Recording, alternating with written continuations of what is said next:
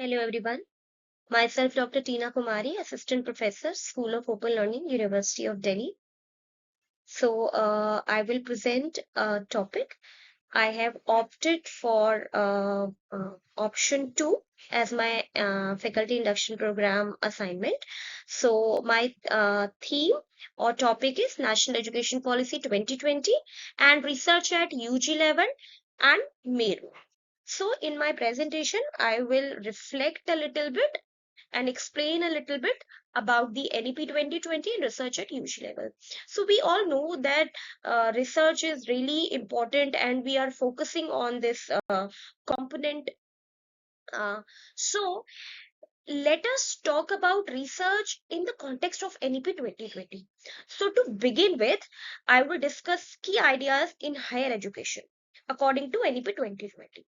So increase of enrolment, हम चाह रहे हैं कि जो हमारा पूरा नामांकन है वो बढ़े, 50% तक बढ़े आने वाले समय में। एक्सेस है, इक्विटी है, इंक्लूजन है। जो हाशिए के समुदाय है, जो शिक्षा तक नहीं पहुंच पाते हैं, हायर एजुकेशन तक नहीं पहुंच पाते हैं इंफ्रास्ट्रक्चर की कमी के कारण या अलग अलग समस्याओं से, तो उन तक पहुंचना है। अब इसमें महत्वपूर्ण बात यह भी है कि सिर्फ कॉलेज की उपलब्धता एक महत्वपूर्ण चीज नहीं है और हायर एजुकेशन संस्थान का होना महत्वपूर्ण नहीं है। महत्वपूर्ण ये भी है कि अलग अलग तरह के अलग अलग वर्गों से जो लर्नर आ रहे हैं वो कुछ फ्रूटफुल वहां से ले पाए। तो जो रिजिड बाउंड्रीज अब तक हमने बनाई हुई थी, जो मानविकी के विषय हैं और जो विज्ञान के विषय हैं, इन सब विषयों के बीच जो एक रिजिड बाउंड्री थी कि आप कुछ ऐसा उसमें नहीं देख पाते थे जिससे एक होलिस्टिक अंडरस्टैंडिंग बने किसी एक विषय की भी। अगर मैं शिक्षा की बात कर रही हूँ तो शिक्षा में जो पर्यावरण है, जो एनवायरनमेंट है, उससे संबंधित कई कोर्स हो सकते हैं और उनसे जुड़ी हुई चीजों को जब हम करते हैं तो इस तरह के कोर्सेज को आगे लाना बहुत जरूरी है।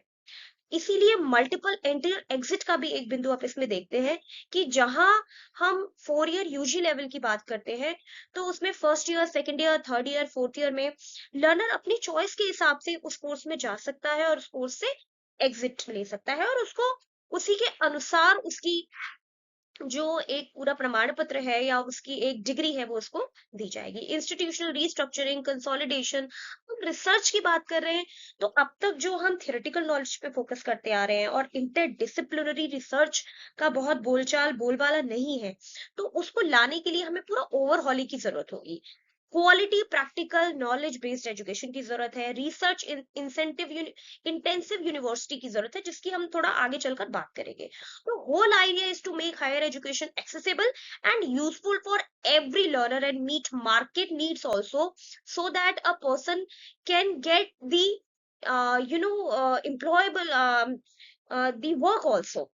We need lot of research and hence research is one of the key ideas here. That is why I'm discussing this topic, because research is really important. अगर आप market needs की बात करेंगे, jobs की बात करेंगे, पढ़ाई की और holistic growth की बात करेंगे, तो innovation के ideas, उन आइडियाज के लिए हमें बहुत ज्यादा रिसर्च पे फोकस करना होगा। सो एनईपी एंड 2020 एंड रिसर्च की अगर हम बात करें तो हमने अब यूजी लेवल पे भी रिसर्च को इंट्रोड्यूस किया है। अब वो केवल पीएचडी और एमफिल के हिस्से की बात नहीं रह गई है, या फिर एक प्रोजेक्ट जो हम एमए में कर लेते थे या प्रोफेशनल डिग्री कोर्स में कर लेते थे उसकी बात नहीं रह गई। हम यूजी लेवल पे इसको इंट्रोड्यूस कर रहे हैं क्योंकि अब हम यूजी लेवल से उस लेवल को तैयार करना चाहते हैं।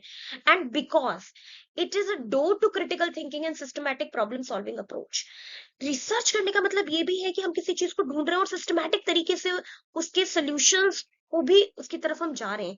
थिंकिंग, क्वेश्चन करना, सो building power of questioning in student, learning to search and find new ideas, innovation and industry needs।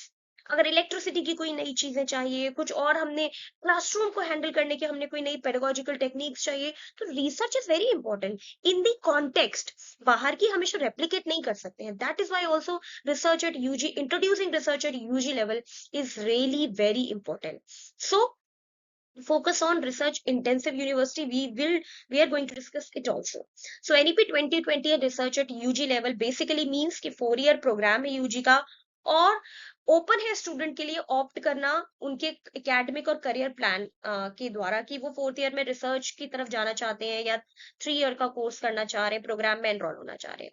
Research project and डेजिटेशंस होंगे, इंटर्नशिप एंड एंटरप्रेन्योरशिप की बात होगी, mapping of mentor mentee, stage wise assessment. So in my institution also, when where I am working, basically हमने एक पूरा plan बनाया है जिसमें डिसिप्लिन और सब्जेक्ट के अकॉर्डिंग कुछ एरियाज भी, लिस्ट ऑफ एरियाज हमने आइडेंटिफाई की है। यूनिवर्सिटी की जो हमारी गाइडलाइंस है उसके हिसाब से जो क्या क्या स्टेजेस होंगी, अगर जो मेंटर और मेंटी है वो किस तरह से आइडेंटिफाई होंगे, क्या क्या स्टेजेस होंगी असेसमेंट की, कब कब हमें मिलना है, ऑनलाइन मिलना है, ऑफलाइन मिलना है, रिव्यू ऑफ लिटरेचर किस तरह से करना है, even before that journal discussion किस तरह के हो कि स्टूडेंट अपना एरिया आइडेंटिफाई कर पाए, विच इज वेरी इंपॉर्टेंट। कि अभी जो यूजी लेवल पे हम इंट्रोड्यूस कर रहे हैं, this is more of a supportive collaborative thing, कि हम वो रिसर्च करना सीखें और कुछ यूजफुल कंट्रीब्यूट करें, प्रैक्टिकल नॉलेज कंट्रीब्यूट करें, जो थ्योरी हमने 3 साल में पढ़ी है या समझी और उसको आगे हम ले जाना चाह रहे हैं। और ये स्टेज वाइज असेसमेंट होगा, रूब्रिक्स होंगे, बिगिनिंग की स्टेज कौन सी है, मिडिल स्टेज कौन सी है, लेटर स्टेज कौन सी है, रिसर्च का जो राइटअप है वो किस तरह से असेस होगा, all this. So now the Meru. So Merus are the multidisciplinary education and research university, जिसको हम अब बनाने की बात कर रहे हैं ताकि हम ये जो बाउंड्रीज हैं इनको ब्रेक कर सकें और हम जो एक सोशल डेवलपमेंट है, एथिकल और इंटेलेक्चुअल जो हमारी ये प्रोग्रेस है उसको हम आगे बढ़ा सकें। ऑब्जेक्टिव है promote holistic and multidisciplinary education, enhance employability and 21st century skill, जो हम बात कर रहे थे कि रोजगार भी की बात भी होनी चाहिए, bridge the gap between ancient Indian knowledge and the contemporary learning. So अगर आप लैंग्वेज के फील्ड में बात करें तो हम जब लैंग्वेज की थियोरीज पढ़ते हैं तो हम सारी जो थियोरी पढ़ रहे हैं और जो प्रैक्टिकल हम देख रहे हैं क्लासरूम में वेस्टर्न थियोरीज है, लेकिन हमारे पास वाक्य पदियम है, हमारे पास पाणिनि की अष्टाध्यायी है, उसमें से पेडागोजिकल क्या रूल निकलते हैं भाषा को पढ़ने समझाने के। तो इस तरह से हम वो नॉलेज को भी ब्रिज कर सके, इसके लिए भी रिसर्च की जरूरत है। So multidisciplinary research intensive university R Us, then the teaching intensive, then the degree awarding. So these are the different types and structure जो ओवरहॉलिंग की मैं बात कर रही थी आपके साथ। एंड पेडागोजी भी उसी तरह की होगी, experiential, community based. So annual refresher program in teaching ये भी होगा।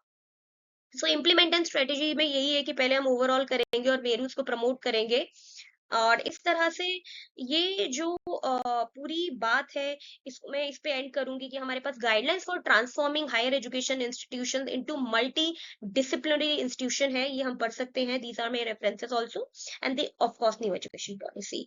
सो thank you very much, and I am closing my presentation here. Thank you.